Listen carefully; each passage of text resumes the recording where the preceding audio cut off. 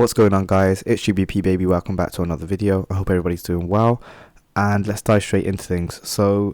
Yeah, we're going to be starting on the weekly on dollar to see where we're heading towards, and you can see that we're already off the back of Monday. We've had quite a lot of expansion to the downside, a continuation from non-farm payroll last week, and right now I just have my eyes pretty much just set on this bullish order block, since that's where my first target would be, to see if we can reach down into that. And then once we do trade into that, I'd want to see how price responds off the back of it, because as much as I want to be heavily bearish on dollar and see it potentially run into these lows and keep running, you have to remember that I did do some macro analysis which suggests the opposite. Now, it's annoying when you do this analysis and it's not going in the direction that you anticipate. Obviously, we have to A, be patient, or B, just ignore it completely. So it's going to be interesting to see how price responds once we get back into these levels down here. But nonetheless, moving on into Tuesday and Wednesday and Thursday for the rest of the week, I'd like to see a continuation rolling down deeper into this bullish order block. Now, once we get down to the low time frames, you can see that we do have a fair value gap below here. I'll mark that out now, between this high and this low. Now, we have traded into it already here, but I do believe that price may want to return into that, so I'm going to make this orange, and then I'll be looking to see if price does want to trade into this again, maybe this week as a target. Do excuse me, I am quite ill for no reason whatsoever, guys. Send help. But nonetheless, on the 4 hour, you can see all the expansion that we had today as price expanded to the downside. Again, we've got relatively equal lows that have now formed. So moving into Tuesday, I'm expecting just a classic continuation, really, for price just to roll over and carry on trading down in towards these lows. And then on the 4 hour, you can also see there's a fair value gap below the fair value gap, which I've already drawn our attention to, which seems like more of a reasonable target considering it's below these lows, and it's also within the bullish order block I spoke about, remember, right here. So yeah, I've got my eyes definitely set on this 4 hour gap, and yeah, so this fair value gap is below these lows, which would draw me to it a little bit more. You got to remember that when we look at the high time frames and we are marking out PD arrays, they're more like hints, they're like clues as to where price may be drawing to. So although we've marked out the fair value gap here, you can see we've already traded into it, and you can see that the bullish order block where our gap is, and then you'll see how they all just overlap with each other. So it's a clue saying, okay, this is where we want to see price start to draw towards. So this is going to be my target moving into this week. Because of how bearish we've already been, I'm pretty confident that prices should be able to just roll over pretty nicely. You can see that we have quite a large 4 hour wick here as well. As far as I'm concerned, now that we're below it, we can start to, well, now that we're below these, really is what I'm more so paying attention to. I'm happy to split this. Let me show you into quarters. Visibility. What am I doing? Extend to the right. I'm expecting, yeah, I'm happy to split this into quarters and look at the 50% level, because as far as I'm concerned, now that we're below and we've closed solidly below, this low right here, I don't want to see price trade any higher than this 50% level. Now, it can do it, obviously, but if it doesn't, I want to see this level act as resistance. There's a fair value gap there, a little bit of a breaker, high, low, higher, high, displacement.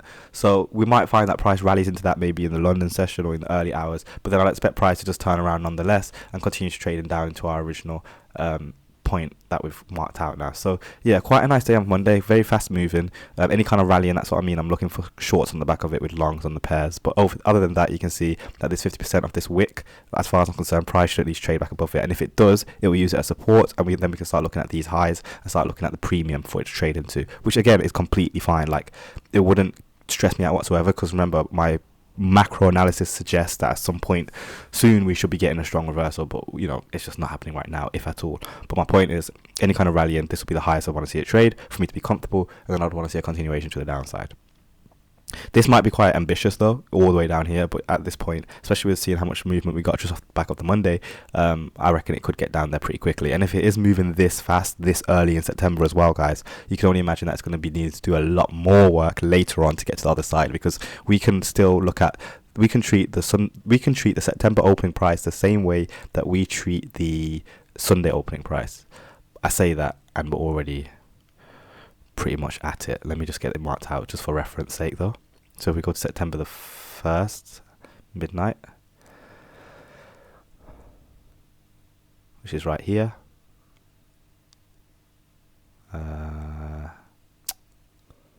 pretty much there, and then let's just zoom in and get that marked out for us, we'll have a reference as to where that monthly opening is, because we should treat it like a Sunday opening, as in when we're below it, we anticipate, assuming we want an up close candle, then when we're below it, obviously we want to wait and see if we can get back to it to get to the buy side of it. But let's get that marked out.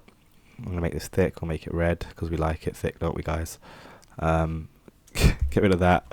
Move over here. And then we can see now this is the Sunday opening price. And you can see how price is treating it. Look at the resistance it found, rallied above, failed, using it as resistance here. So we're still digging into that sell side. And then when price does reverse, which like I said, I think it will, when it does reverse, this will be the first target that I'll be looking at for price to start moving towards to get back above this level. So I hope that all makes sense. Let's now head on to GBP USD. And we will get rid of all of this. And let's go to the weekly here as well. And obviously, if price is going to continue to fall on dollar, we want to see GBP start to carry on rallying. So we have some buy side liquidity above this high. I've got my eyes set on this high right now. I'm going to sneeze soon.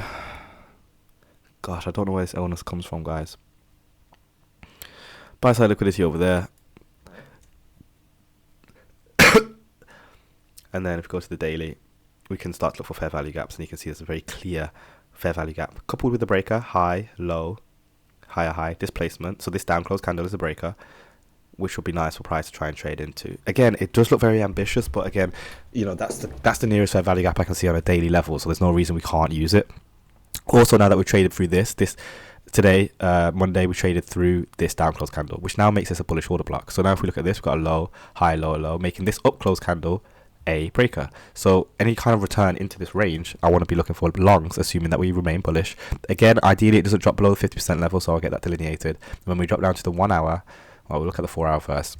You can see I'm happy for us to mess about in here, but other than that, if we do touch that 50%, I expect us to be able to use it as a springboard to send price into our original high and start working our way up towards this premium that I spoke about. So it's pretty basic into the way I want to see price continue to trade.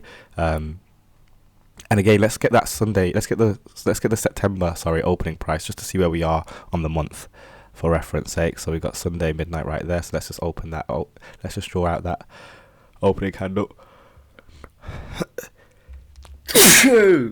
Bless me.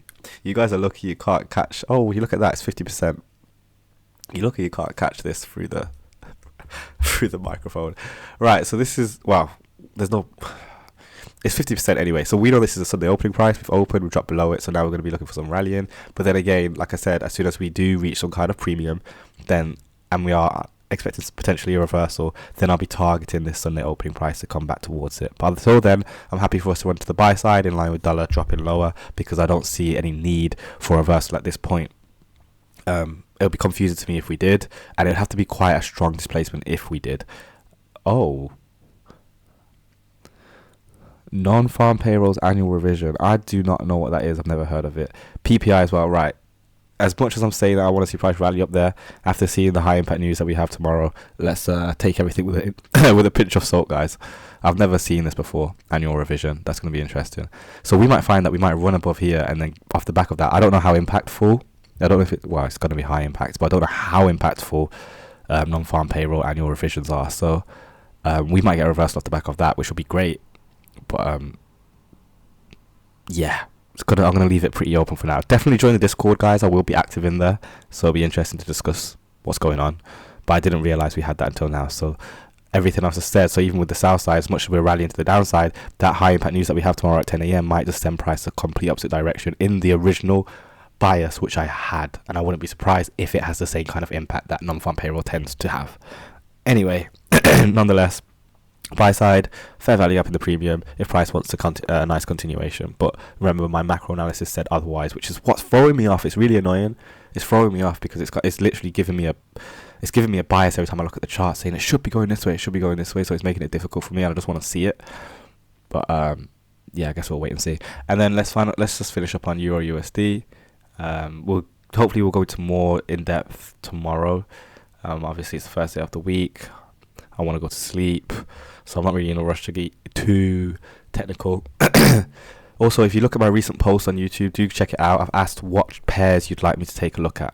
So go on there, and tell me what pairs you'd like me to look at. I know that gold is a big one, Nasdaq as well, so I will be potentially doing some weekly reviews on those pretty soon. So go to my latest post on YouTube and leave a comment, please. Anyway, buy side liquidity. Why did I mark this and not this? I marked this because there's relative equal highs, so I'm expecting price to be able to trade into that. Obviously, we've got a bullish order block in here, which we traded into today.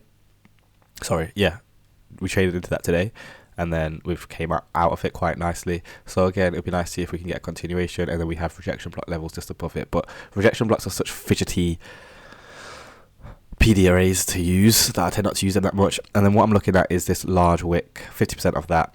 Again, I don't really want to see price drop any lower than that if we are to continue to the buy side where we've got relatively equal highs, and then I'd want to see it struggle once it gets up to here, if that makes sense.